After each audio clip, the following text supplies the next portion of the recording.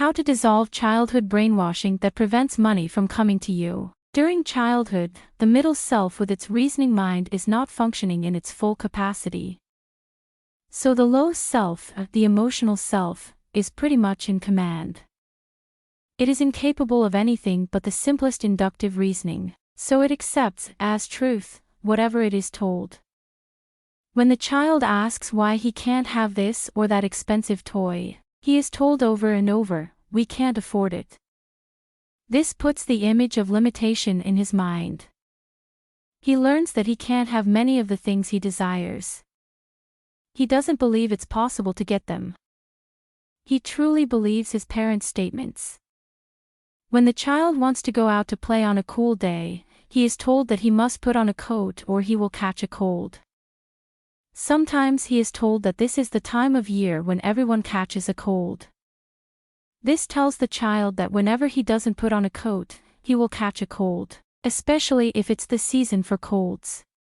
He learns from this that there is a time of year when he will catch a cold. This fact will stay in his subconscious as truth as long as he lives. So he will probably catch a cold every time a particular time of the year rolls around. In fact, he believes everyone catches a cold at this time because his low self accepted the truth of this statement when he was a child. Here we see the power of childhood brainwashing. His parents pass on all their ideas of limitation to the child. The child believes the parents to be all-wise and knowing. He doesn't question what they tell him. By the time he is old enough for the reasoning mind to function effectively, it is too late.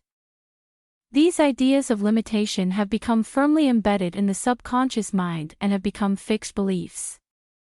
The subconscious mind doesn't like to let go of a fixed belief. The only way this can be done is to restructure the thought pattern put there by others. How do we get rid of this subconscious acceptance of limitation?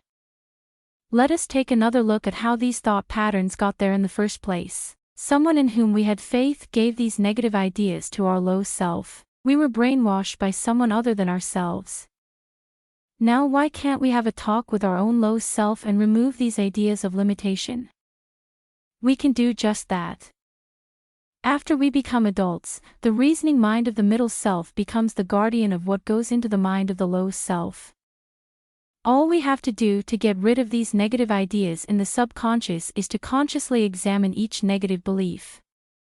Next, we tell ourselves that it is not true. We must believe it is not true. Then we affirm the truth and really believe what we affirm.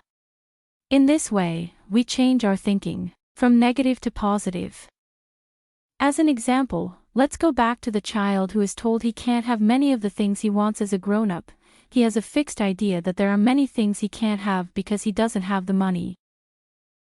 This man should tell himself that he can have anything he wants. With Manafor's power, he can change his financial status. It is the Father's good pleasure to give him the kingdom.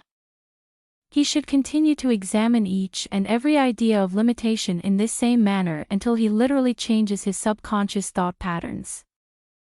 Now he is on the way to enjoying a life filled with all the good things he wants. No longer is he hemmed in by limitations on all sides. He has freed himself of the bonds imposed on him by wise and loving parents. This is the way we do our own brainwashing. We put the kind of thoughts we want into our subconscious minds. This is a most important function of the reasoning mind of the middle self, since the subconscious mind plays such an important role in the material well-being of our lives.